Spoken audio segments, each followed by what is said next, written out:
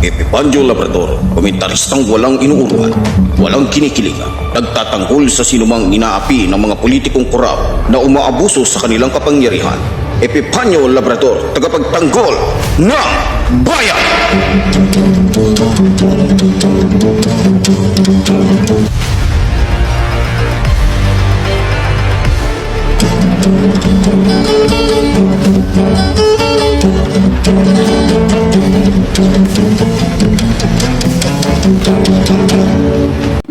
Para kanino ba ang batas na sinasabi nila? Para kanino ba ang batas na nilikha? Ang batas na ba ay para sa lahat o para lamang sa mga taong maraming pera? Tila ba ang batas natin ay bulag sa mga taong mayroong kapangyarihan? Nagbibingi-bingihan, nagmamahal-mahalan ang batas sa tulad niyang makasalanan. Para kanino ba ang batas na sinasabi nila?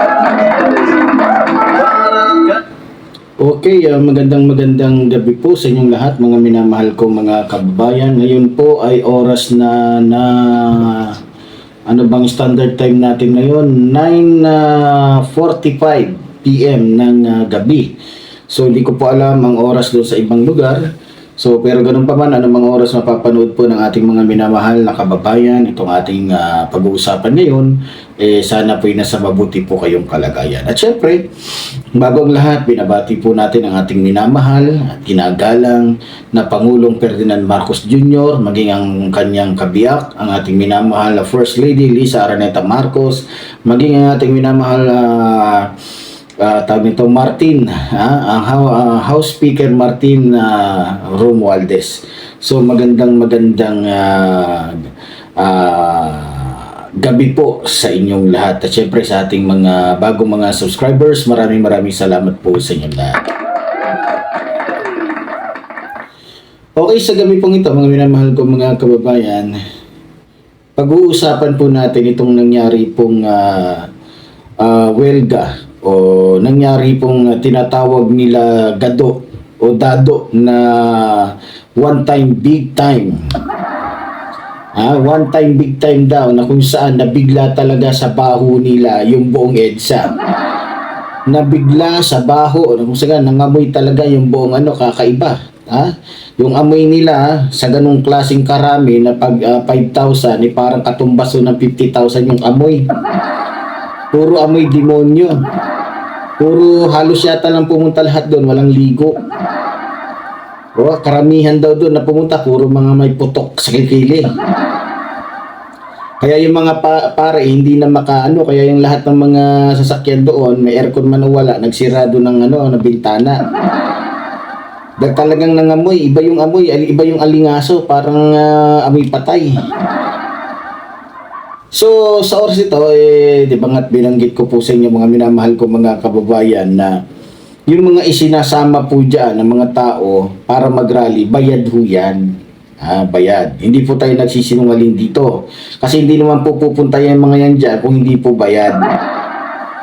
Sa panahon po ngayon, sa sitwasyon natin ngayon, walang taong kumbaga mag-aano dahil lamang kay Sara, hindi yan totoo.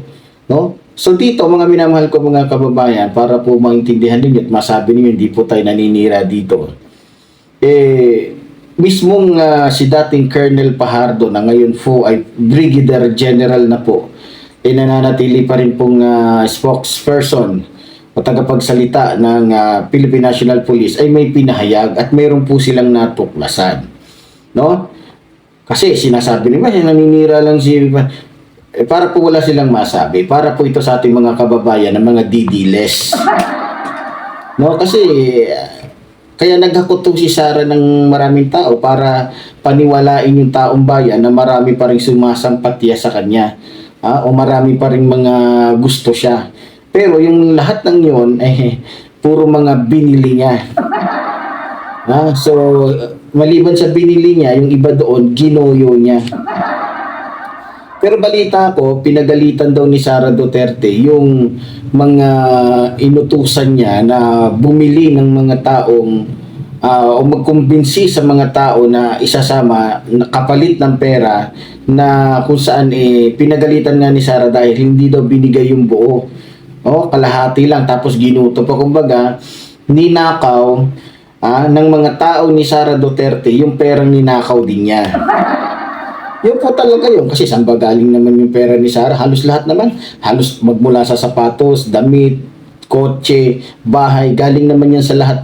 Wala namang ginawang walang ginawang matino at saka walang malinis na pera ang mga Duterte. Lahat yan galing sa nakaw. 'Di ba? Kaya hindi nakataka-taka pati tao nila nakaw. At hindi na rin kataka-taka kung bakit pati mga tao ni Sara Duterte ganun din yung galawan. 'Di ba? Mga korap. Diba? So para maintindihan po natin, ito po at pakinggan po natin mga minamahal kong mga kababayan.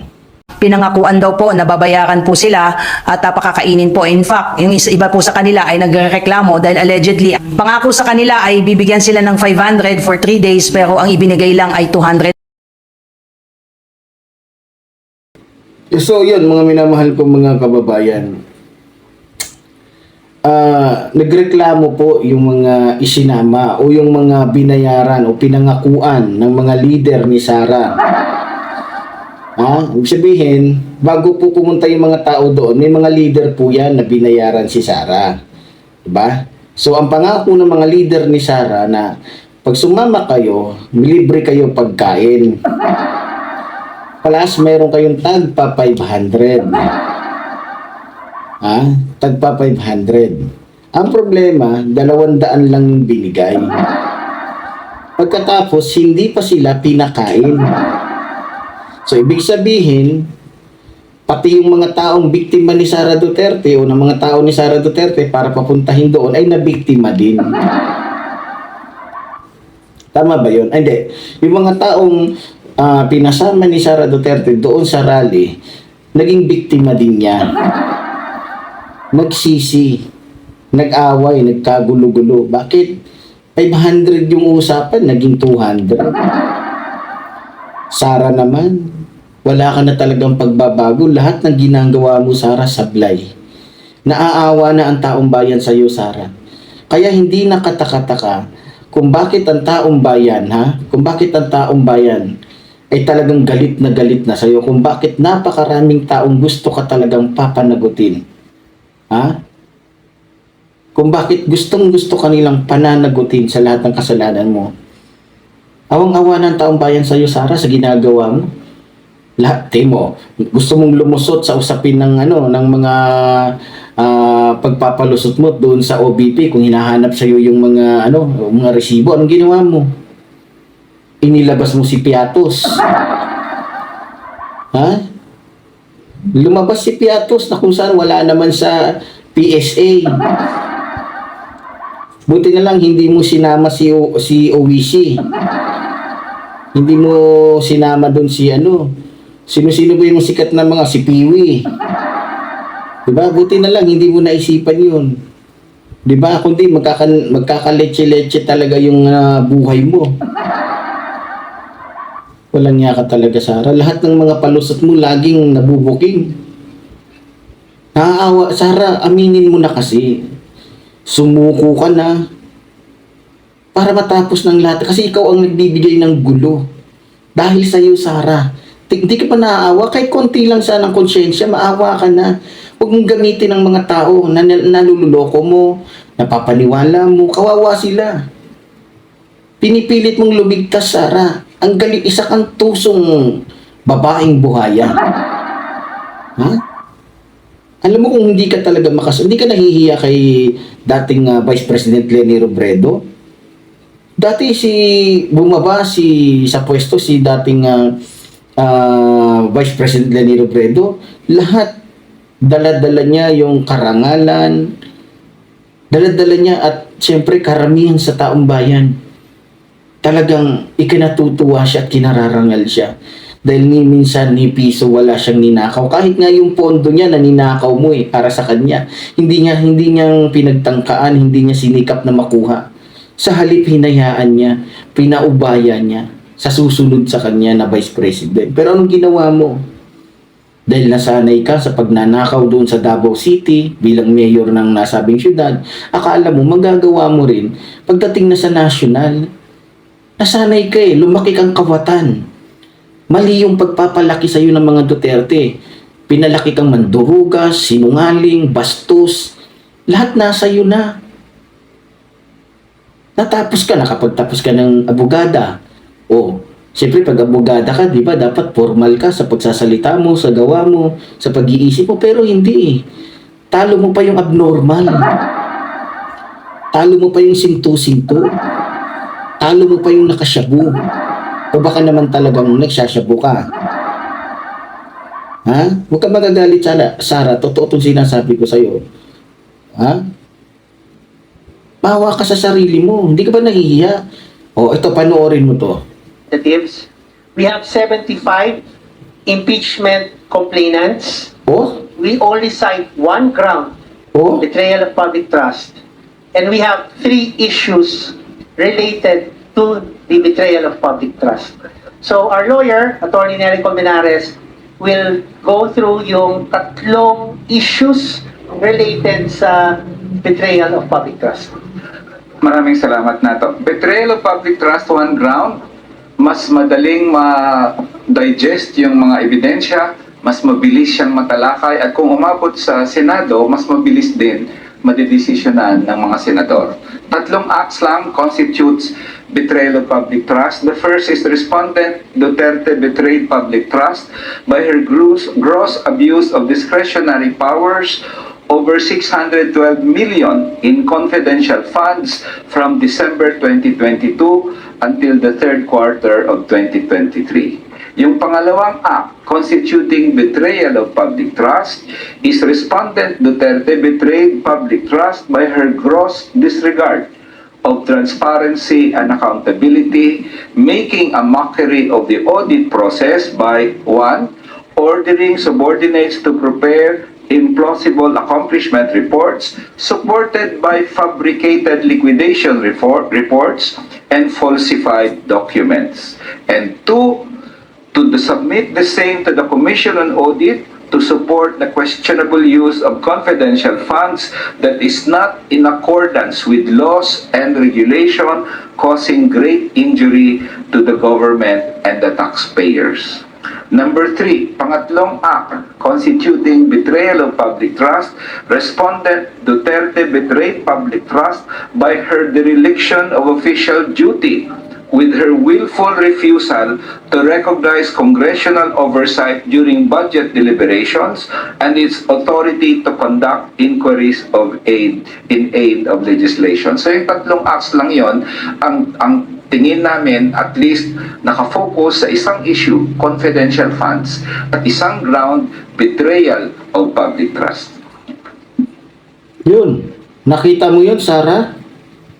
Kung hindi mo inabuso yung kapangyarihan mo, kung hindi ka nasanay sa pagnanakaw, kung hindi ka pinalaki ng magulang mo bilang isang mandurugas, bilang isang kawatan, wala Lahat kayong magkakapatid, pinalaki kayong mga mandurugas, mga kawatan.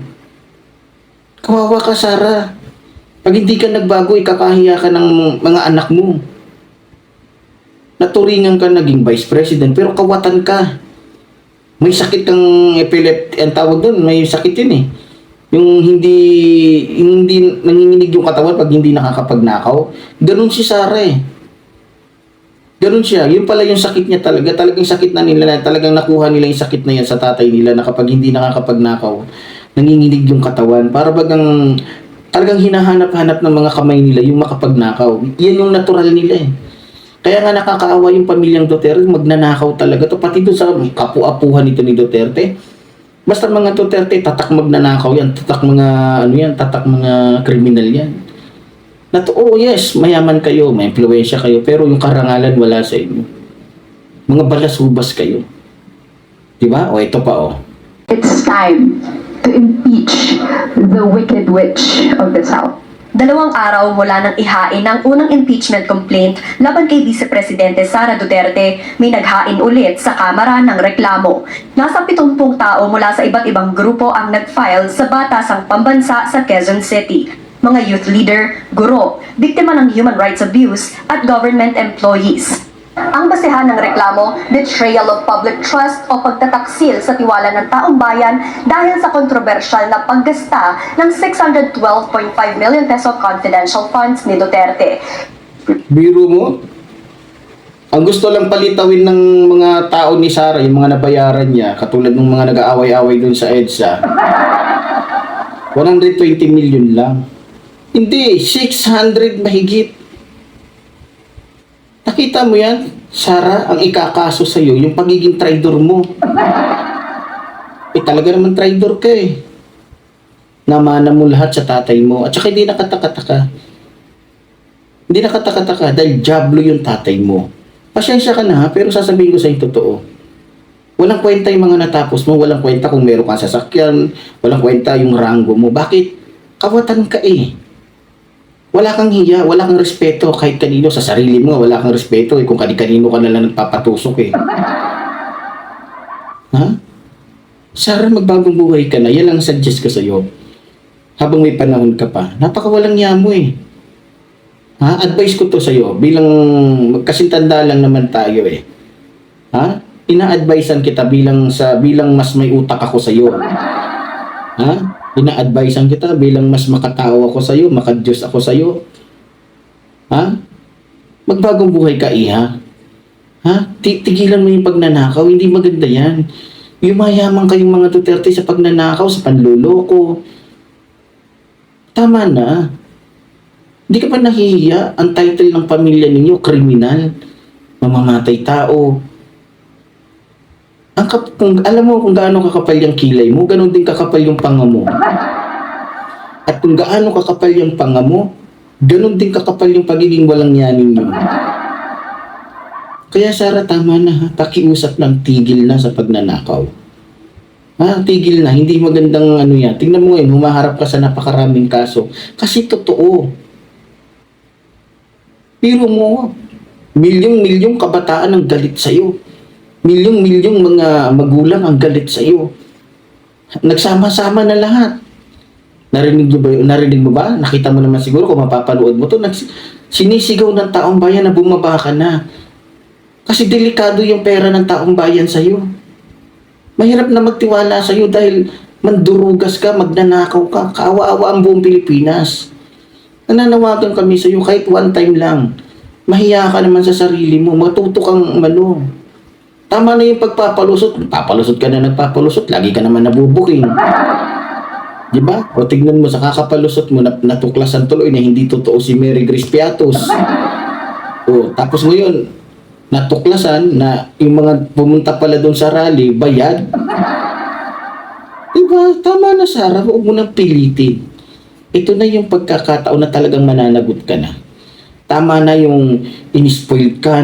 Kung spoil ka sa tatay mo, hindi ka pwedeng i-spoil ng taong bayan. Buti sana kung pera ng tatay mo yung ginagasta mo, yung nanakaw mo, okay lang, wala kaming pakialam kasi pera ng tatay mo. Pera namin yan eh. Tama ba ako, mga kababayan ko? Diba pera natin yun? Tsaka hindi natin anak si Sara. Diba? Kung pinalaki ka ng tatay mo na swail, sunod-sunuran lahat sa gusto mo, huwag mo kaming itulad sa tatay mo na baliw. Ha? Nabaliw dahil sa fentanyl. Ako, sa totoo lang, naniniwala ako na siguro kung gugustuhin mo talaga, pwede ka pang, may chance ka pa, makakapagbagong buhay ka pa, Sara. May chance ka pa, tigilan na ang pagnanakaw, lumapit ka sa Diyos, kumilala ka sa tunay na Diyos, huwag kay kibuloy. Yan ang hirap eh. Sa kakadikit ninyo kay Kibuloy, tingnan nyo.